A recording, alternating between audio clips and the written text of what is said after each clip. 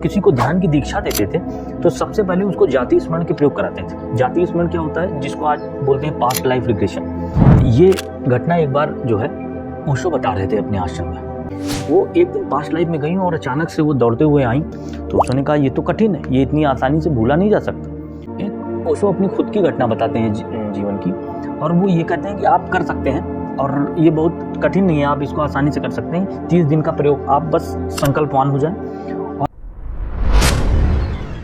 तो देखिए, आज बात करेंगे हम लोग ध्यान के प्रयोग, ध्यान के कौन कौन से गहरे प्रयोग किए हैं लोगों ने और उनसे क्या क्या आउटकम्स आए हैं, आज मैं उन पर बात करूंगा आपसे। जैसे भगवान महावीर जो हुए हैं, महावीर के बारे में एक चीज़ कही जाती है कि जब वो किसी को ध्यान की दीक्षा देते थे तो सबसे पहले उसको जाति स्मरण के प्रयोग कराते थे। जाति स्मरण क्या होता है, जिसको आज बोलते हैं पास्ट लाइफ रिग्रेशन।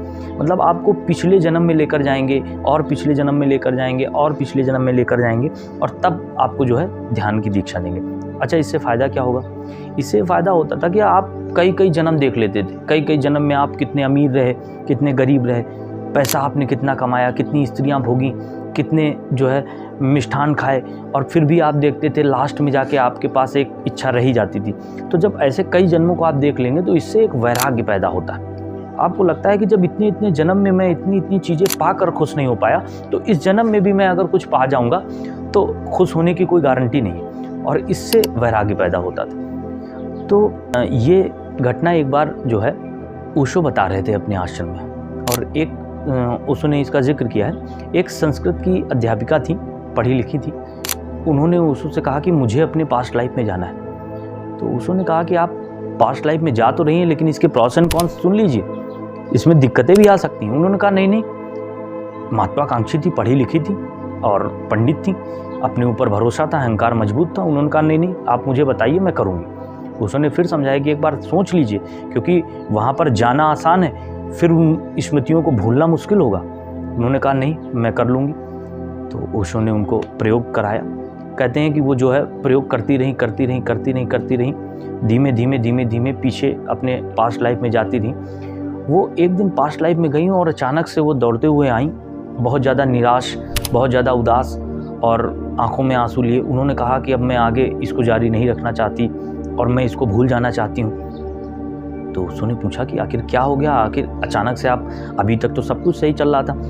तो उन्होंने कहा कि नहीं, मैं जो है अब इसको आगे कंटिन्यू नहीं कर पाऊंगी, और मैं जो कुछ याद कर पाई हूँ, आप बताइए कि इसको कैसे भूल जाऊँ। तो उसने कहा ये तो कठिन है, ये इतनी आसानी से भूला नहीं जा सकता, क्योंकि आपसे मैंने पहले ही कहा था कि जो चीज़ आपने याद कर ली है एक बार, जो दरवाजे आपने अनलॉक कर लिए इस प्रति में, क्योंकि प्रकृति इसीलिए उनका प्रयोग करती है कि उनको बंद कर देती है, नहीं तो नेचर ही आपको खुला करके देती। आप पिछले जन्म में खुद ही जा पाते, खुद ही देख पाते, लेकिन नेचर उसको बंद करती। उसका कारण क्या है? उसका कारण यही है कि वो चाहती है कि आप उनको न याद रखें। और ऐसे में अगर कोई चीज़ आपने ज़बरदस्ती करके याद कर ली तो फिर उसको भुलाना इतना आसान नहीं होगा।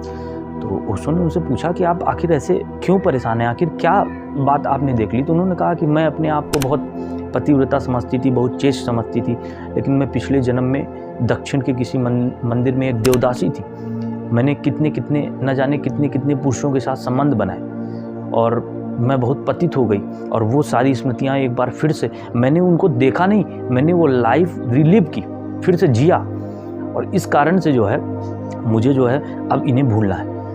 तो एक ये प्रयोग आता है कि आप अपने जाति स्मरण में जा सकते हैं, पास्ट लाइफ रिग्रेशन में जा सकते हैं। एक ओशो अपनी खुद की घटना बताते हैं जीवन की, और वो ये कहते हैं कि आप कर सकते हैं और ये बहुत कठिन नहीं है, आप इसको आसानी से कर सकते हैं। 30 दिन का प्रयोग, आप बस संकल्पवान हो जाएं और अपने आप को चुपचाप लिटा लीजिए बिस्तर पे, पूरा शरीर ढीला कर लीजिए, पूरा शरीर ढीला हो, और बस अपने आप आंखें बंद करके एक संकल्प कीजिए कि मेरी पूरी की पूरी चेतना किसी एक पॉइंट पे केंद्रित हो रही है।